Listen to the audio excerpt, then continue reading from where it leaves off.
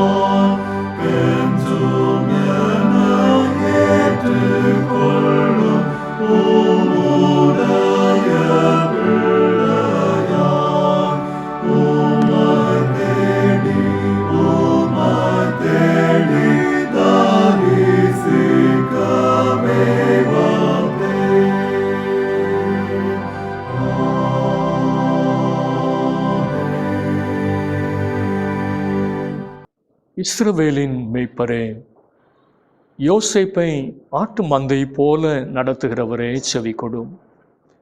கேருபீன்களின் மத்தியில் வாசம் பண்ணுகிறவரே பிரகாசியும். நம்முடைய பலனாகிய தேவனை கம்பீரமாய் பாடி யாக்கோபின் தேவனை குறித்து ஆர்ப்பரியுங்கள். ஜெபம் செய்வோம்.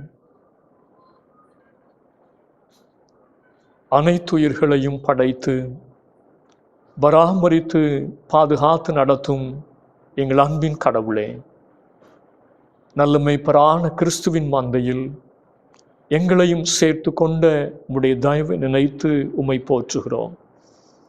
பிரதான மேய்ப்பனின் சப்தம் கேட்டு சித்தம் செய்யும் மந்தைகளாய் இந்த தொழுகையின் வழியாய் எங்களை பரிசுத்தப்படுத்தும். திருவசனமாகிய நல்ல மேய்ச்சலை கண்டடையவும் இரட்சிப்பின் ஊற்றண்டை இளைப்பாறவும் அருள் தாரும். ஆராதனையின் அனைத்து பகுதிகளையும் ஆசீர்வதியும். ஒரே மந்தையாய் ஒரே இருதயத்தோடு ஆராதித்து அகமகிழ அருள் தாரும். மீட்பரும் மெய்ப்பருமான இயேசு கிறிஸ்துவின் திருநாமத்தில் ஜெபிக்கிறோம் எங்கள் நல்ல பிதாவே, ஆமென்.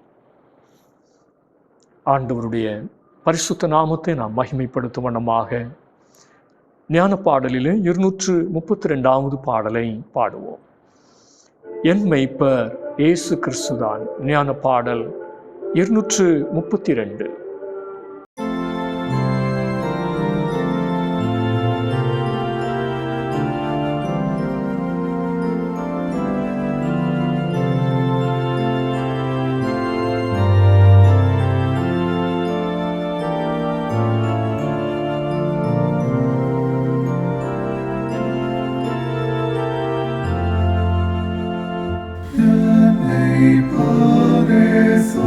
Cristo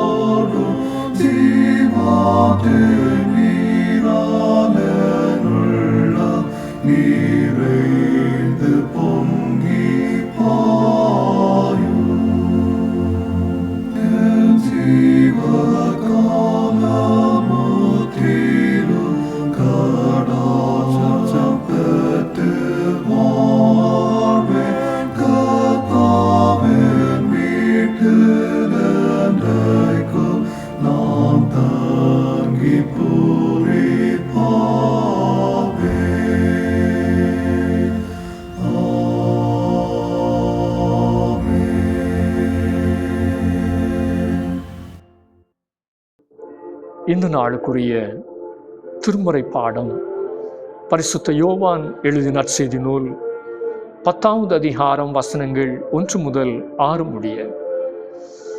மெய்யாகவே மெய்யாகவே நான் உங்களுக்கு சொல்லுகிறேன், ஆட்டுத் தொழுவத்திற்குள் வாசல் வழியாய் பிரவேசியாமல் வேறு வழியாய் ஏறுகிறவன் கள்ளனும் கொள்ளைக்காரனுமாய் இருக்கிறான். வாசல் வழியாய் பிரவேசிக்கிறவனோ ஆடுகளின் மேய்ப்பனாய் இருக்கிறான். வாசலை காக்கிறவன் அவனுக்கு திறக்கிறான். ஆடுகளும் அவன் சத்தத்திற்கு செவி கொடுக்கிறது.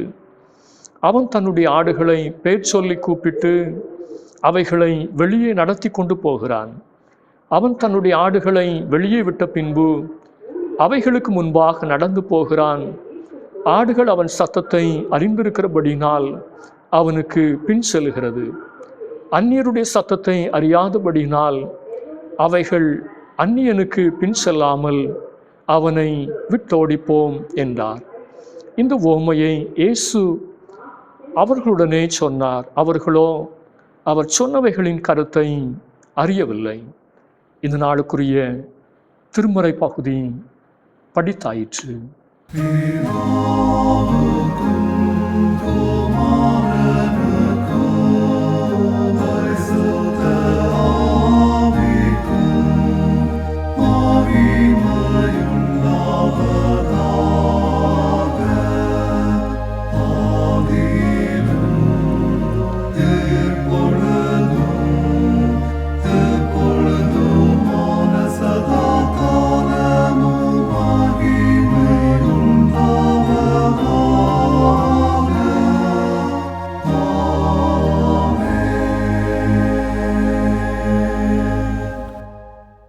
ஆண்டவருடைய அருள் வார்த்தையை கேட்கும் வண்ணமாக எழுப்புதல் பாடலிலே என் மெய்ப்பராய் இயேசு இருக்கின்ற போது என்ற பாடலை நாம் பாடுவோம்.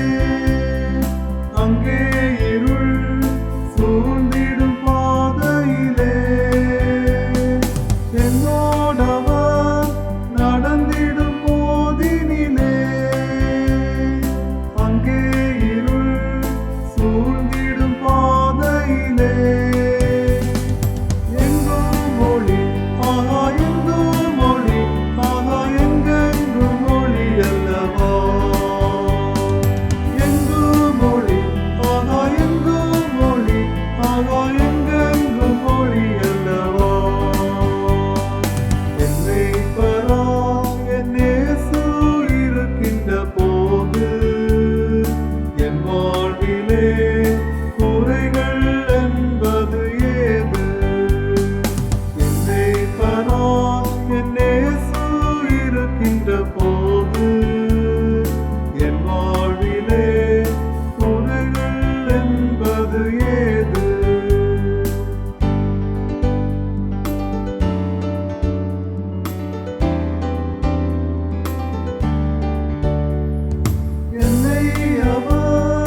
அன்பால் நிரப்பியதோ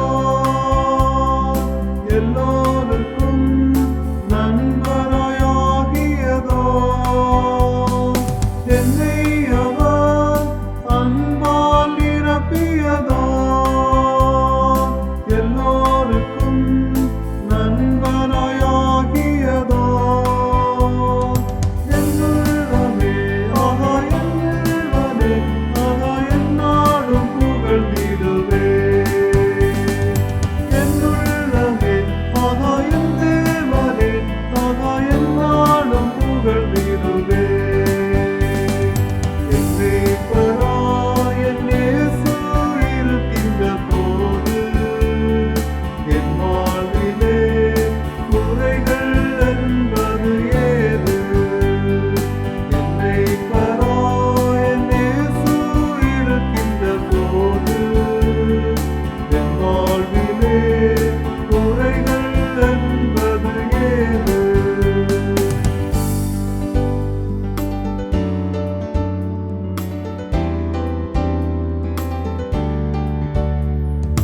என் வாழ்க்கையை தூய்மையாய் காத்துக்கொள்ள என்னை என்றும் போதித்து நடத்துகின்றார் என் வாழ்க்கையை தூய்மையாய் காத்துக்கொள்ள என்னை என்றும் போதித்து நடத்துகின்றார் என் வீடத்தை நான் ஏற்றுக்கொள்ள என் நோட்டத்தை தொடர்ந்திடுவே என் வீடத்தை நான் பெற்றுக்கொள்ள என் நோட்டத்தை தொடர்ந்திடுவே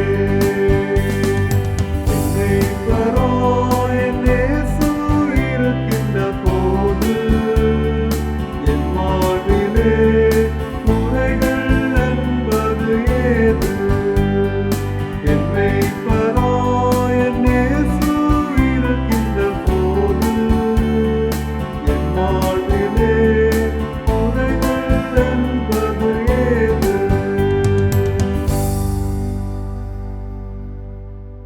ஆசீர்வாதமான இந்த நாளுக்காக ஆண்டவரை ஸ்தோத்திரிப்போம். கர்த்தர் நம்மை ஆசீர்வதிப்பாராக.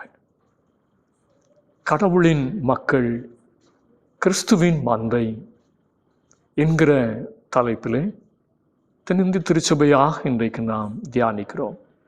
தியான வசனம் யோவான் நற்செய்தி நூல் 10வது அதிகாரம் 4வது வசனம். அவன் தன்னுடைய ஆடுகளை வெளியே விட்ட பின்பு அவைகளுக்கு முன்பாக நடந்து போகிறான். ஆடுகள் அவன் சத்தத்தை அறிந்திருக்கிறபடியினால் அவனுக்கு பின் செல்லுகிறது.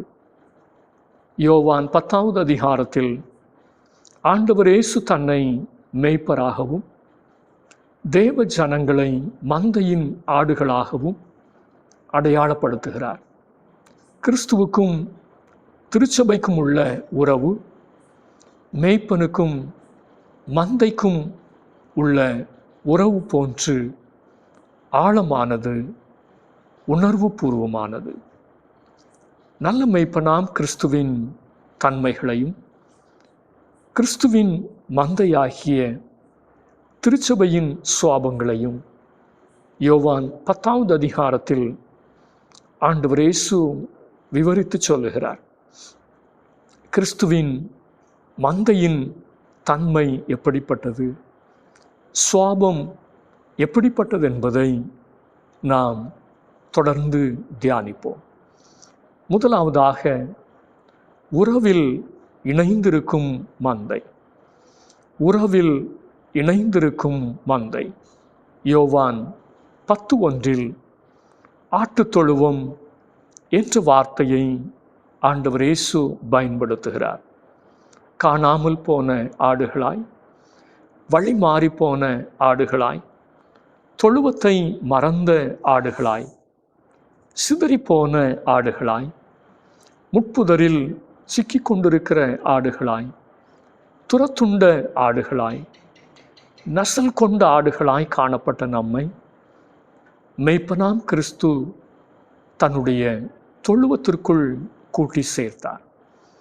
1 பேதுரு 2:25 சொல்லுகிறது, சிதறுண்ட ஆடுகளைப் போல் இருந்தீர்கள், இப்பொழுதோ உங்கள் ஆத்துமாக்களுக்கு மேய்ப்பரும் கண்காணியுமானவரிடத்தில் திருப்பப்பட்டிருக்கிறீர்கள். மேய்ப்பராம் ஆண்டவரோடுள்ள உறவில் நாம் சீராய் சரியாயிருக்க அழைக்கப்பட்டிருக்கிறோம். யோவான் 10:3 மேய்ப்பன் தன்னுடைய ஆடுகளை பேர் சொல்லி கூப்பிட்டு அவைகளை வெளியே நடத்தி கொண்டு போகிறான் என்று சொல்லப்பட்டிருக்கிறது. தன்னுடைய ஆடுகளை ஆண்டவர் நம்மை தன்னுடைய ஆடுகளாய் உரிமை பாராட்டுகிறார். தனிப்பட்ட விதமாய் பெயர் பெயராக நம்மை அவர் அறிந்திருக்கிறார். ஆண்டவரோடு நமக்கு இன்றைக்கு இப்படிப்பட்ட ஒரு தனிப்பட்ட உறவு, ஆண்டவரோடு ஒரு தனிப்பட்ட அறிவு நமக்கு இருக்கிறதா? தாவீது என்ற தேவ மனிதருக்கு கர்த்தரோடு தனிப்பட்ட உறவு இருந்தது. அதை சங்கீதம் 23 அவர் சொல்லுகிற பொழுது, கர்த்தர் என் மேய்ப்பராய் இருக்கிறார், நான் தாழ்ச்சி அடையேன் என்று குறிப்பிடுகிறதை நாம் பார்க்கிறோம். ஆண்டவரோடு உறவில் இணைந்திருப்பது மந்தைக்கு அவசியமானது. ஆடுகளுக்கே ஒரு உரித்தான ஒரு தன்மை, ஆடுகள் இணைந்து வாழுகிற ஒரு சுவாபத்தை கொண்டது. எனவே தான் திருச்சபைக்கு கிறிஸ்துவின் மந்தை என்ற பெயர் கொடுக்கப்பட்டிருக்கிறது. கலாத்தியர் 6:2 சொல்லுகிறபடி, ஒருவர் பாரத்தை ஒருவர் சுமந்து சேர்ந்து வாழுகின்ற அனுபவம் கிறிஸ்துவின் மந்தைக்குரிய பிரமாணமாகும். ஆதி திருச்சபையார் கிறிஸ்துவின் மந்தையாக இணைந்து செயல்பட்டனர். அப்போஸ்தலர் 4:32 சொல்லுகிறது, விசுவாசிகளாகிய திரளான கூட்டத்தார் ஒரே இருதயமும் ஒரே மனமும் உள்ளவர்களாய் இருந்தார்கள். செம்மறி ஆடுகள் இணைந்து சென்றாலும் வெள்ளாடுகள் ஒரு போதும் இணைந்து செல்லுவதில்லை, சேர்ந்து செயல்படுவதில்லை. எசேக்கியேல் 34வது அதிகாரத்தில் 17 முதல் 21 வரை உள்ள வசனங்களில் கர்த்தர் வெள்ளாட்டின் பிரிவினையான சுவாபத்தையும் முரட்டு சுவாபத்தையும் முட்டி தள்ளுகின்ற குணாதிசயத்தையும் குறிப்பிட்டு எச்சரிக்கிறார். மத்தேயு 26வது அதிகாரம் 31 முதல் 36 வரை உள்ள வசனங்கள் சொல்லுகிறபடி, மேய்ப்பன் செம்மறி ஆடுகளையும் வெள்ளாடுகளையும் வேறு பிரிப்பது போல கர்த்தர் தமது 2வது வருகையில் சிங்காசனத்தில் அமர்ந்திருக்கும் போது ஜனங்களை வேறு பிரிக்கிறார். பிறரோடு உறவும் இசைவும் இல்லாத இடது பக்கத்தில் நிறுத்தப்படும் வெள்ளாடுகளின் சுவாபம் கொண்டவர்கள் நியாயம் தீர்க்கப்பட்டு நித்திய தண்டனை தீர்ப்பை பெறுகின்றார்கள். உறவில் இணைந்திருக்கும் மந்தையே கிறிஸ்துவின் மந்தை. உறவில் இணைந்திருக்கும் செம்மறியின் சுவாபம் நம்மில் காணப்படுகிறதா? அல்லது பிரிந்து நிற்கும், தனித்து நிற்கும், முரட்டுத்தனத்தை வெளிப்படுத்துகிற வெள்ளாடுகளாய் நாம் காணப்படுகிறோமா? கிறிஸ்துவின் மந்தையின் முதல் தன்மை உறவில் இணைந்திருக்கும் தன்மை. இரண்டாவதாக உற்சாகமுள்ள மந்தை. கிறிஸ்துவின் மந்தை எப்படிப்பட்டது? உற்சாகமுள்ள மந்தை. யோவான் 10வது அதிகாரம் 4வது வசனம், அவன் தன்னுடைய ஆடுகளை வெளியே விட்ட பின்பு அவைகளுக்கு முன்பாக நடந்து போகிறான். ஆடுகள் அவன் சத்தத்தை அறிந்திருக்கிறபடியினால் அவனுக்கு பின் செல்லுகிறது. மேய்ப்பனுடைய சத்தத்தை கேட்பதில் மேய்ப்பனுக்கு கீழ்ப்படிவதில், மேய்ப்பனுக்கு பின் செல்வதில் உற்சாகமுள்ள ஒரு மந்தையை நாம் இங்கே பார்க்கிறோம். எந்த முறுமுறுப்பும் இல்லாமல் உற்சாகத்தோடு மேய்ப்பனுக்கு பின் செல்லுகின்ற மந்தையே கிறிஸ்துவின் மந்தை. சங்கீதம் 122:1 தாவீது சொல்லுகிறார், கர்த்தருடைய ஆலயத்திற்கு போவோம் வாருங்கள் என்று எனக்கு அவர்கள் சொன்னபோது மகிழ்ச்சியாயிருந்தேன். இன்று ஆலயம் வர வேண்டுமானால் வேப்பங்காயை போல் அநேகருக்கு அது கசப்பாயிருக்கிறது. டூர் போக வேண்டுமானால் அது அவர்களுக்கு இனிப்பாயிருக்கிறது. கர்த்தருடைய சத்தத்திற்கு கீழ்ப்படிவது அநேகருக்கு கசப்பாயிருக்கிறது. கர்த்தருடைய சித்தத்திற்கு மாறாய் நடப்பது அவர்களுக்கு இனிமையாயிருக்கிறது. அப்போஸ்தலர் 6:4 ஆதி அப்போஸ்தலர்கள் ஜெபிப்பதிலும் வேத வசனத்தை போதிக்கிற ஊழியத்திலும் உற்சாகமாயிருந்தார்கள், உறுதியாயிருந்தார்கள் என்று நாம் வாசிக்கிறோம். இன்று ஜெபம், ஊழியம் என்றாலே அநேகருக்கு கசப்பாயிருக்கிறது.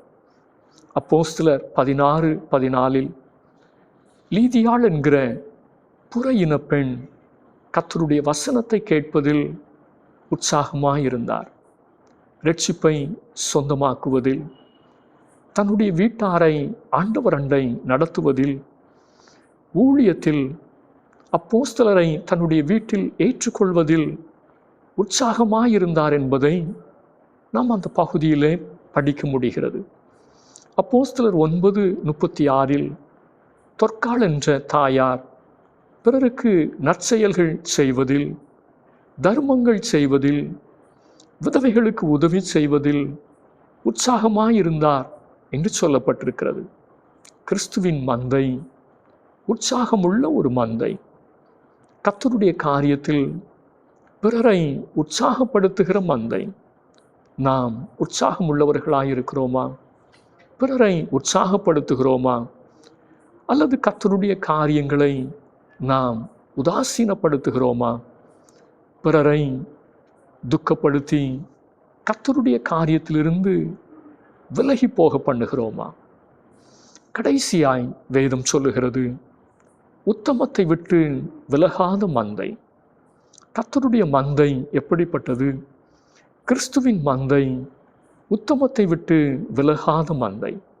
யோவான் 10:5 அந்நியருடைய சத்தத்தை அறியாதபடியால் அவைகள் அந்நியனுக்கு பின் செல்லாமல் அவனை விட்டோடிப்போம் என்றார். உண்மையான மேய்ப்பனை அறிந்த ஆடுகள் ஒருபோதும் மேய்ப்பனை விட்டும் சத்தியத்தை விட்டும் விலகி போகாது.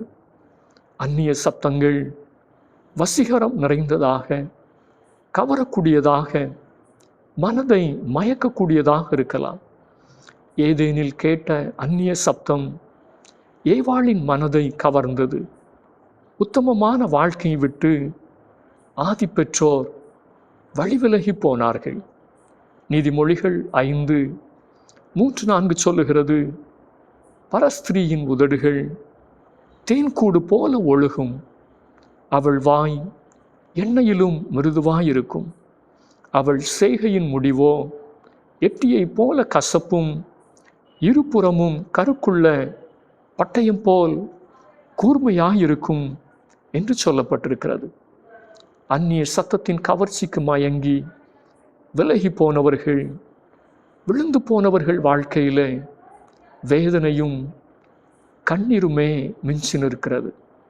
ஆனால் மெய்ப்பனை விட்டு விலகி போகாதவர்களுக்கு என்றைக்கும் ஒரு நித்திய ஆசீர்வாதம் உண்டு. ஒருவேளை இன்றைக்கு நீங்கள் விலகி போயிருக்கலாம், ஆனால் திரும்ப மெய்ப்பனிடத்திலே வருவீர்கள் என்றால் உங்களுக்கு அரவணைப்பு உண்டு, ஆறுதல் உண்டு, ஆதரவு உண்டு. தவறான காரியங்களை விட்டு விலகி ஓடும் மந்தையாக நாம் இருக்கிறோமா? தவறான நபர்களை விட்டு விலகி ஓடும் மந்தையாக நாம் இருக்கிறோமா? இன்று வாட்ஸ்அப், ஃபேஸ்புக், ட்விட்டர் போன்றவற்றில் பல அந்நிய சப்தங்கள் நம்மை அழைக்கலாம். தெரிந்த முகங்களாக கூட இருக்கலாம். ஆனால் அவை அந்நிய சப்தங்கள், ஆபத்தானவை. தெரிந்த முகங்களுக்கு பின்னால் இருக்கின்ற ஓநாய் முகங்களை நாம் அறியாதிருப்பதினால் ஆபத்திலே போய் சிக்கிக்கொள்ளுகிற பேராபத்துக்கள் உண்டு. நல்ல மேய்ப்பராம் கிறிஸ்துவின் சப்தத்தை அறிந்து அவர் வழி நடப்போமானால் நமக்கு நித்திய ஜீவன் உண்டு. ஆண்டவர் இந்த வார்த்தைகளால் நம் ஒவ்வொருவரையும் ஆசிர்வதிப்பாராக. ஆமென். ஆராதனைக்கு நிறைவு பாடலாக ஞான பாடலிலே 237வது பாடலை பாடுவோம். நீரோடையை மான் வாஞ்சித்து கதரும் வண்ணமாய். 237வது ஞான பாடல்.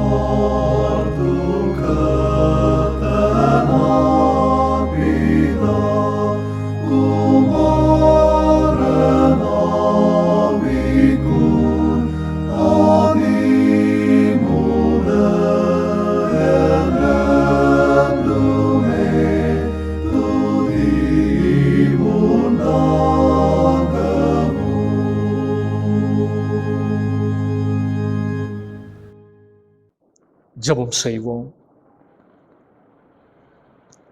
மகா பரிசுத்தமும் அன்பும் நிறைந்த எங்கள் நல்ல மேய்ப்பரே, இந்த ஆசீர்வாதமும் மனமகிழ்ச்சியுமான ஆராதனை வேளைக்காக நாங்கள் மறுபடியுமாக உமக்கு நன்றி செலுத்துகிறோம்.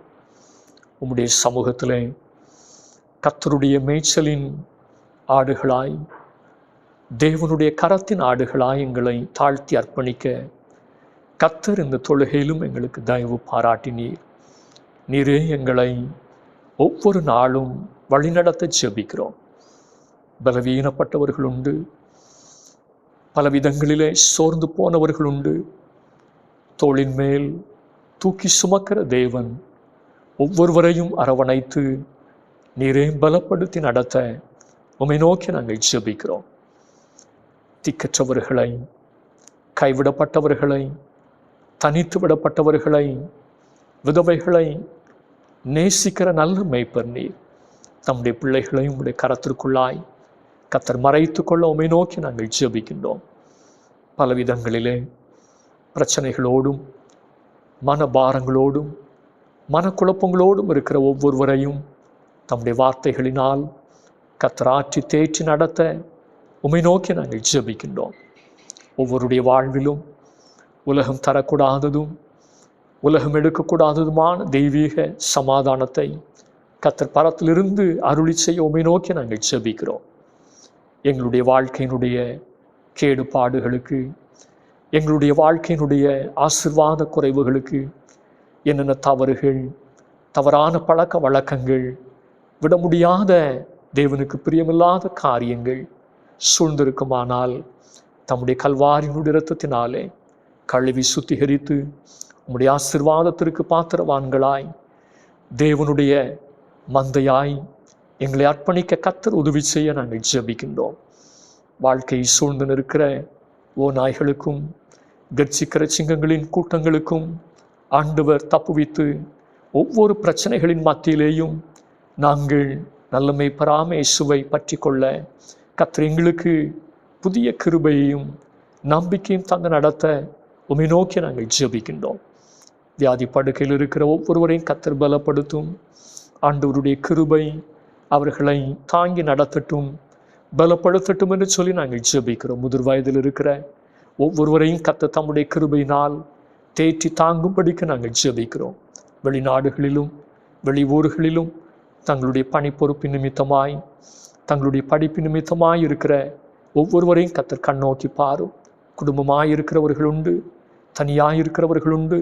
தம்முடைய பிள்ளைகளின் மேல் கர்த்தருடைய இரக்கம் வெளிப்படட்டும் என்று சொல்லி நாங்கள் ஜெபிக்கிறோம். ஏற்ற நாட்களிலே ஒரு வருகிற வரைக்கும் உடைய கிருபை பிரசன்னம் தம்முடைய பிள்ளைகளை சூழ்ந்து கொள்ளட்டும் என்று சொல்லி நாங்கள் ஜெபிக்கின்றோம். ஒவ்வொருடைய வாழ்விலும் கர்த்தருடைய ஆசீர்வதிக்கிற கரம் தங்கியிருக்கட்டும் என்று சொல்லி நாங்கள் ஜெபிக்கின்றோம். வேலை வாய்ப்புகளுக்காய் காத்திருக்கிறவர்கள், குழந்தை பாக்கியத்திற்காய் காத்திருக்கிறவர்கள், படிப்பிலே உயர்வுக்காக காத்திருக்கிறவர்கள், திருமண வாழ்விற்காய் காத்திருக்கிறவர்கள் ஒவ்வொருவரையும் கர்த்தர் நினைந்தருளி நிறைய ஆசீர்வதிக்கவுமே நோக்கி நாங்கள் ஜெபிக்கின்றோம். அப்படியே கர்த்தர் குடும்பங்களை ஆசீர்வதியும். கடன் பாரங்கள் நீங்கி ஒவ்வொரு குடும்பத்திலும் மகிழ்ச்சியான அனுபவங்களை தந்து நிறைவான வாழ்வை கட்டளையிட்டருள உம்மை நோக்கி நாங்கள் ஜெபிக்கிறோம். அன்றாடம் கூலி வேலைக்கு செல்லுகின்றவர்கள், அரசாங்கத்திலும் தனியார் ஸ்தாபனங்களிலும் பணி செய்கிறவர்கள் ஒவ்வொருவரோடும் உடைய கிருபை தங்கி இருக்கட்டும். கையின் பிரயாசங்களை கர்த்தர் வாய்க்க பண்ணும். சொந்தமாய் தொழில் செய்கிறவர்கள், வியாபாரம் செய்கிறவர்கள் ஒவ்வொருடைய வியாபாரங்களையும் தொழில் காரியங்களையும் கர்த்தர் ஆசீர்வதித்து பெருக பண்ண ஜெபிக்கிறோம். உண்மையோடும் நேர்மையோடும் உழைத்து முன்னேற்றத்தை காண, நன்மையை காண கர்த்தர் உதவி செய்வீராக. ஊழியங்களுக்காக ஜெபிக்கிறோம். திருச்சபையினுடைய கட்டுமான பணிகளை கர்த்தர் ஆசீர்வதித்து தந்திருக்கிறீர். தேவைகளை எல்லாம் கர்த்தர் பரத்திலிருந்து சந்திக்க வேண்டும் என்று சொல்லி நாங்கள் ஜெபிக்கின்றோம். அநேகர் இதற்கென்று உதாரத்துவமாய் கொடுக்க ஒவ்வொருடைய இருதயங்களையும் கர்த்தர் ஏவி எழுப்பி அருளவுமே நோக்கி நாங்கள் ஜெபிக்கின்றோம். அப்படியே மிஷினரி பணிகளுக்காக நாங்கள் ஜெபிக்கின்றோம். திருச்சபையிலிருந்து தாங்கப்படுகிற மிஷினரிகளுக்காக கர்த்தருக்கென்று தங்களை அர்ப்பணித்து ஊழியம் செய்கிற, திருச்சபையிலிருந்து போதகர்களாய் பணிவிடை செய்கிற ஒவ்வொருவருக்காக நாங்கள் ஜெபிக்கின்றோம். கர்த்தருடைய ஆசீர்வதிக்கிற கரம் அவர்களை பயன்படுத்தட்டும் என்று சொல்லி ஜெபிக்கிறோம். உலகம் முழுவதிலும் ஊழியத்தினுடைய பாதைகளை கர்த்தர் ஆசீர்வதித்து தாரும்.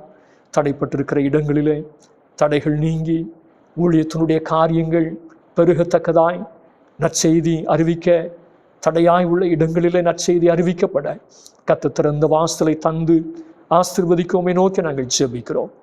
தேசம் கர்த்தரை அறிந்து கொள்ள கர்த்தர் உதவி செய்யும். உலகம் முழுவதிலும் ஒரு திறந்த வாசலை கர்த்தர் தந்து பெரிய காரியங்களை செய்ய நாங்கள் ஜெபிக்கின்றோம்.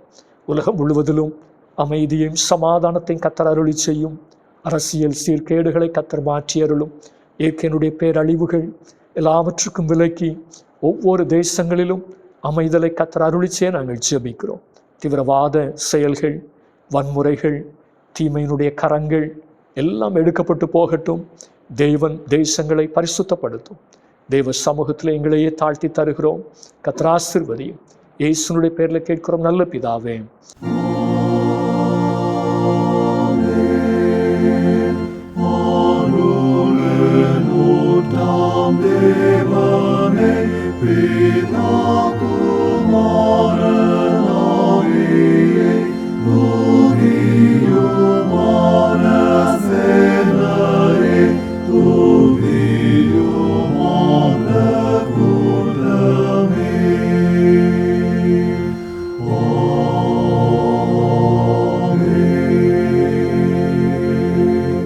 நம்முடைய ஆண்டவராகிய இயேசு கிறிஸ்துவின் கிருபையும் பிதாவாகிய தேவனுடைய அன்பும் பரிசுத்தாவினுடைய ஐக்கியமும் சிநேகமும் நம் அனைவரோடும் இன்றுமென்றும் சதா காலங்களிலும் நிறைவாய் தங்கியிருப்பதாக.